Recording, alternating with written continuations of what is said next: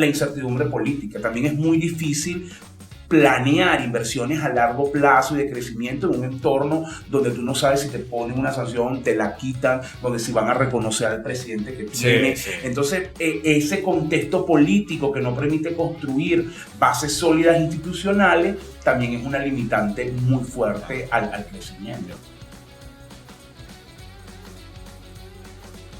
Hola, bienvenidos a este episodio especial de Enfoque Ecoanalítica, un podcast de economía donde hablamos de temas de interés para ustedes de una forma amena y accesible para todos. Hoy estamos, mi persona, Luis Arturo Bárcenas, estoy acompañado de Paola Medina, Asdrúbal Olivero, somos del staff de Ecoanalítica. Y hoy conversaremos un tema que ya está en boga, ¿no? De hace algún tiempo, que es el tema de estas nuevas licencias que se ha dado a las sanciones que aún recaen sobre algunos entes y miembros del sector público en Venezuela, particularmente esas licencias que se le han dado a las operaciones que tienen que ver con la venta de crudo por parte de PDVSA, las operaciones con el Banco Central de Venezuela, particularmente todas las operaciones que tienen que ver con el oro, incluyendo una licencia especial también a Minerven, y ciertamente ha habido mucho interés respecto a esto, qué va a pasar, si se espera o no que esta licencia dure más de los 6 meses que se ha hablado y qué efectos puede tener esto en la economía. El sector público puede gastar más, puede gastar menos, el hogar promedio va a tener una mejor condición de vida en el 24 y esto ha cambiado un poco o digamos bastante el tema de nuestras previsiones para el próximo año. Un año que va a estar precedido con un 2023 que lamentablemente va a ser en números rojos.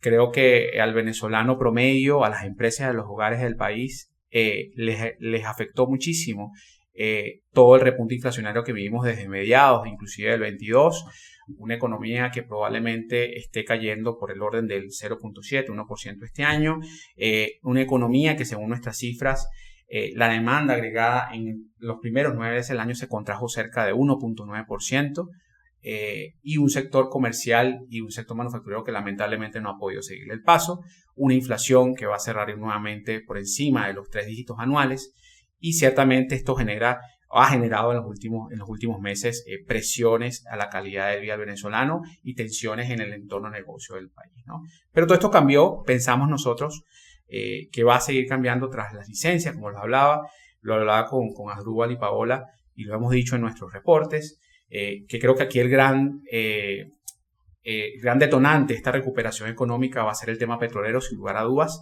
Ciertamente, como muchas de las licencias están dirigidas allá, nosotros esperamos, Paola, ciertamente una recuperación importante de lo que va a ser la industria petrolera, pero esto tiene también ciertos matices, ¿no? En alguna visión. Bueno, el principio es que la licencia está hasta ahora por 6 meses, quiere decir que es hasta abril del 2024, pero quizás a repasar un poco lo que vimos en 2023, o esperamos que para 2023 el promedio de la producción petrolera cierre en alrededor de 740.000 barriles. Esto un 18-20% es contribución de Chevron. Uh-huh. Y ya con el tema de las licencias para el año que viene implica, más allá de poder aumentar la producción, que nosotros esperaríamos que este aumento esté entre 150.000 barriles más para abril del 2024, el impacto mayor quizás lo podemos ver a través de los precios. O sea, el tema de que podamos vender el petróleo no a precios no con descuento, sino a precios de mercado, en mercados más competitivos como el norteamericano, el europeo, implica que, bueno, vamos a recibir una cantidad de ingresos muchísimo mayor a lo que esperábamos antes de este levantamiento de las licencias.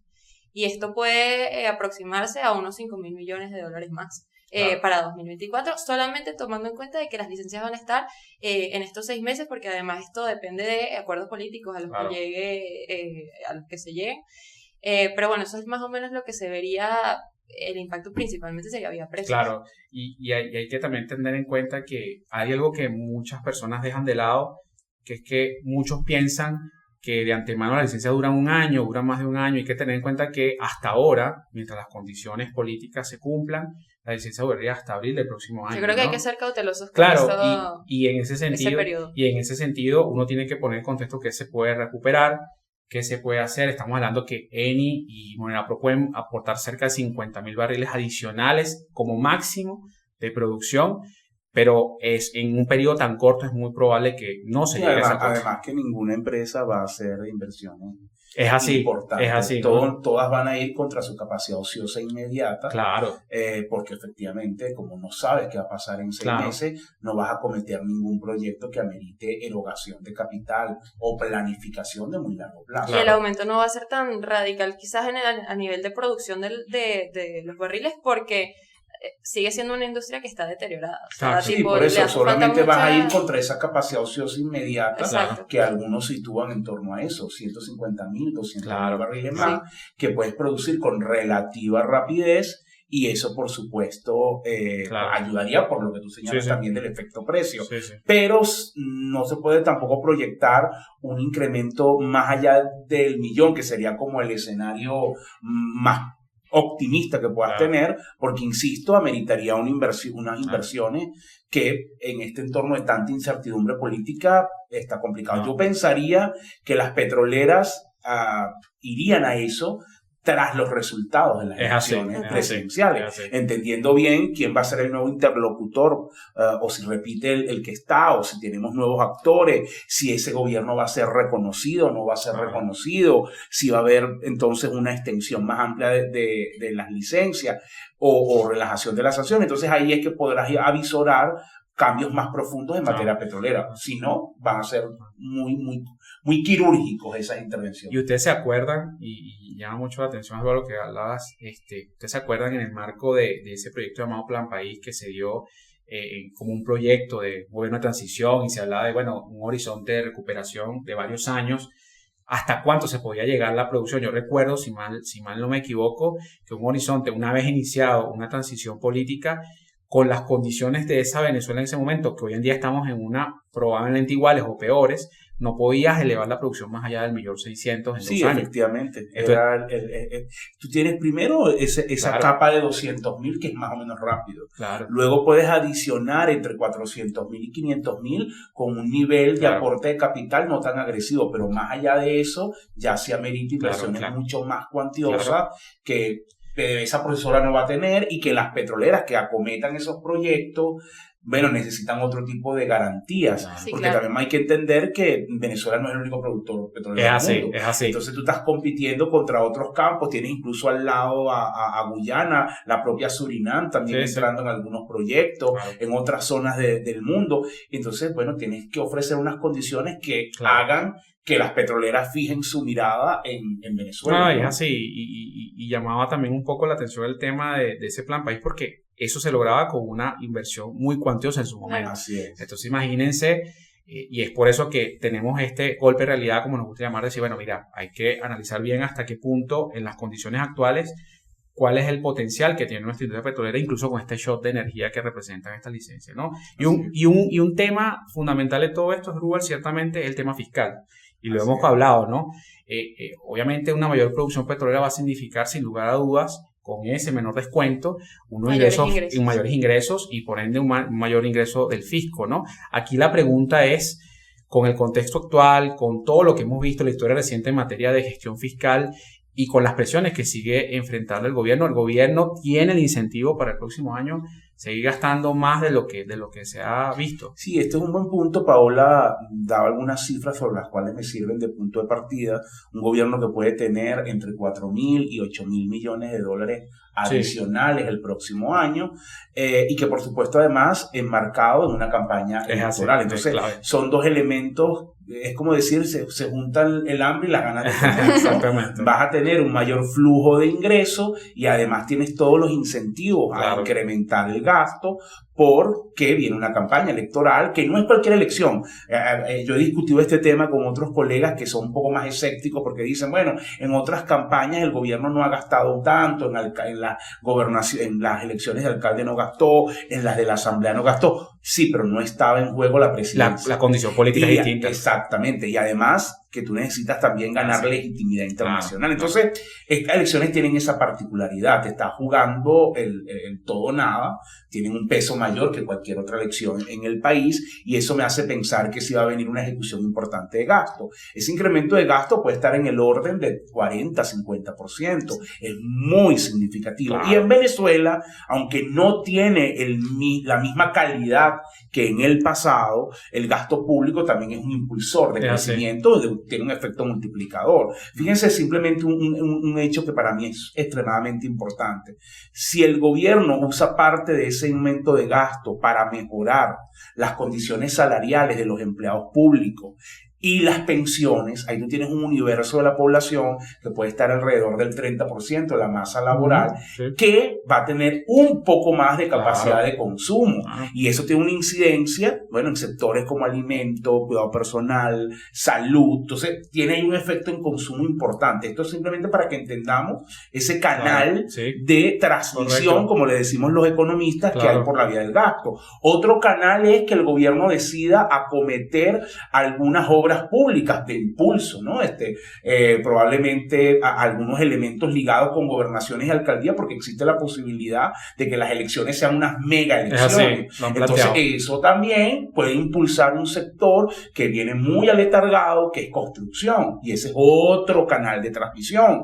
El gobierno también puede destinar parte de sus ingresos adicionales a incrementar las importaciones, que es otra vía que el Estado lo había abandonado, pero que ahora con un flujo más de ingresos puede hacerlo. Entonces, por diferentes mecanismos estamos viendo estímulos, es como esos estímulos eléctricos a la economía que intentan revivir pues una economía que está en condiciones bastante precarias. Ya Luis lo decía bastante bien, con una caída este año que puede acercarse al 1%, y eso nos llevó a nosotros a modificar nuestras proyecciones. En un primer escenario establecimos una tasa de crecimiento de 4.4 y ahora estamos viendo una tasa más cerca de 10, 9.7, en parte por el impulso de gasto. El impulso de gasto me he centrado rápidamente en lo bueno, pero también hay que destacar lo que puede ser señales de alerta. También eso va a implicar una erogación muy fuerte de bolívares,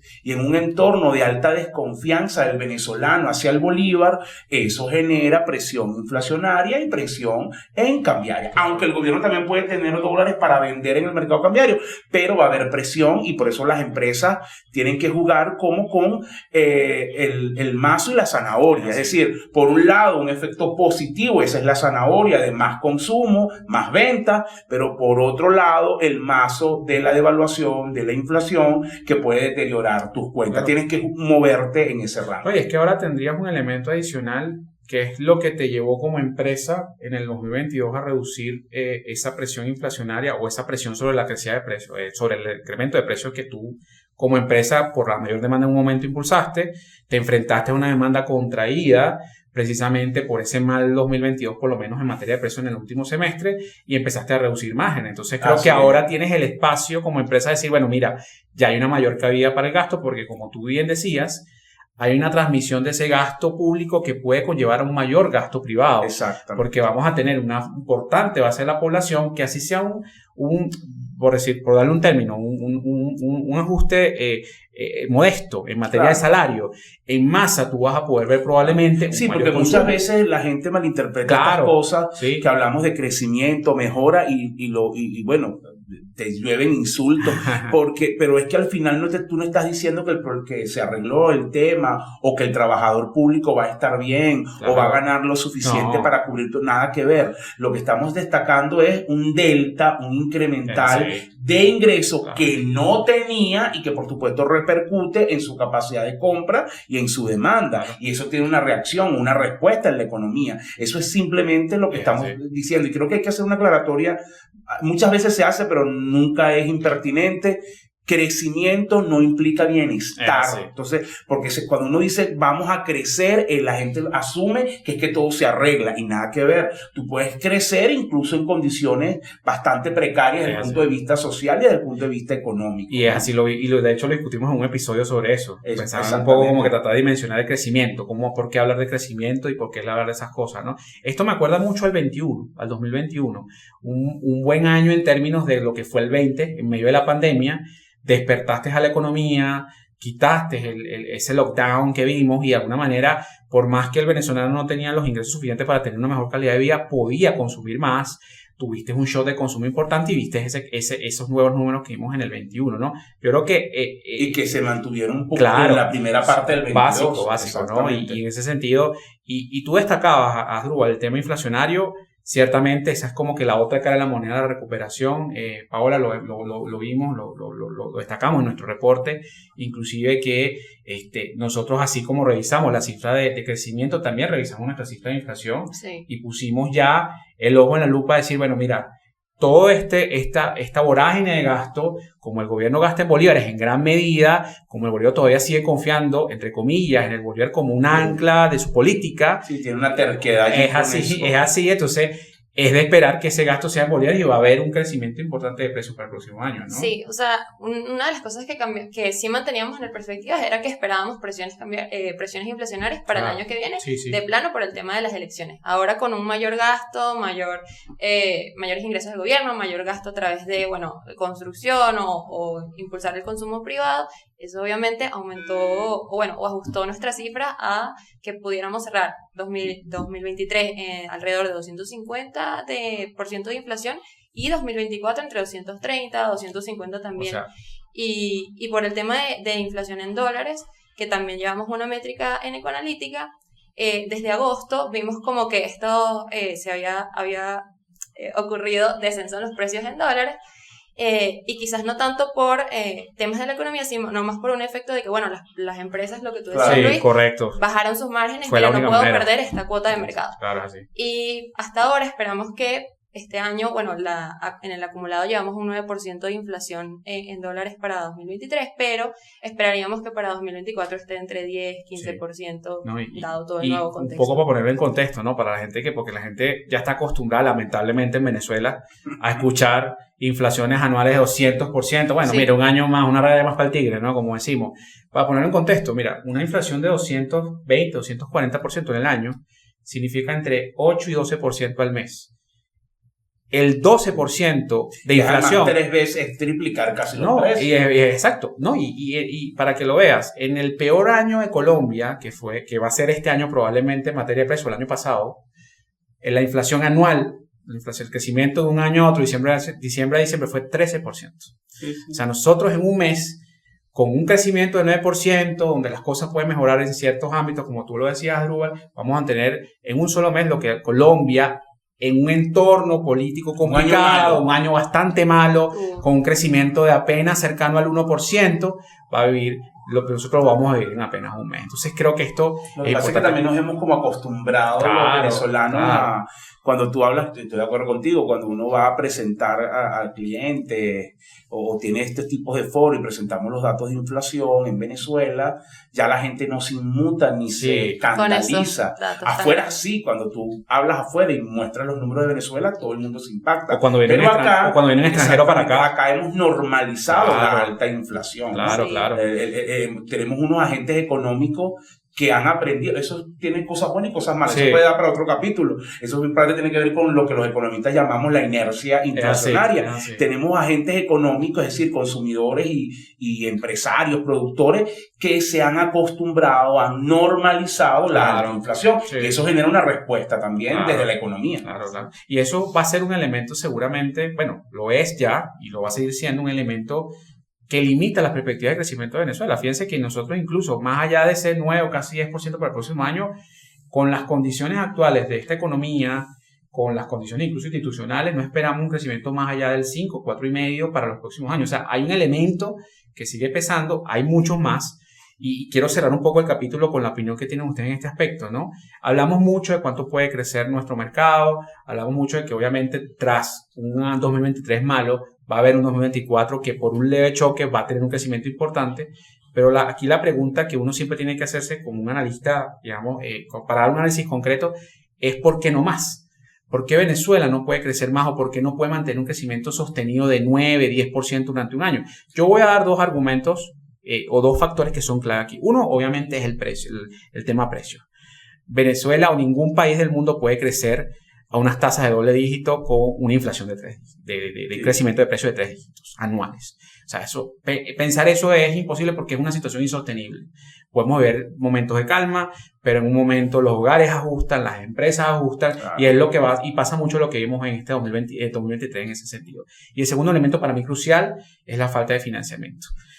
Un país o una economía sin falta de crédito lamentablemente no puede prosperar más allá de lo que genera en el día a día. No hay O capacidad. muy lento. Exacto, no genera capacidad de consumo futuro, no genera perspectivas de consumir eso que lo que llamamos los economistas bienes durables, un apartamento, un activo fijo, cosas que te hacen creer en el país. Una nueva planta, es así, una nueva sede, es así, cómo lo financia exacto, un o sea, negocio. Creo que lo hablábamos antes del capítulo, que al final caer tanto y que seamos una economía como de 20% de lo que éramos hace 10 años, al final tiene un peso Claro, importante. obvio, o sea, obvio, claro. Volver a crecer va a llevar trabajo. Sí. O sea, es algo Es que como, en verdad, es como irse, digamos, de viaje con $20, $50. O sea, cómo tú pretendes gastar, cómo tú pretendes crecer, y el gasto público tampoco lo puede hacer todo, ¿no? Y la empresa privada por sí sola tampoco lo puede hacer todo, ¿no? Y creo que esos son elementos. No sé, Asdrúbal, si tú tienes un elemento Sí, adicional. yo coincido contigo, esos son dos factores que limitan. Agregaría un tercer factor, que es la problemática de los servicios Es públicos. así, es así. Los problemas de electricidad, de combustible, incluso de acceso a agua, Sí.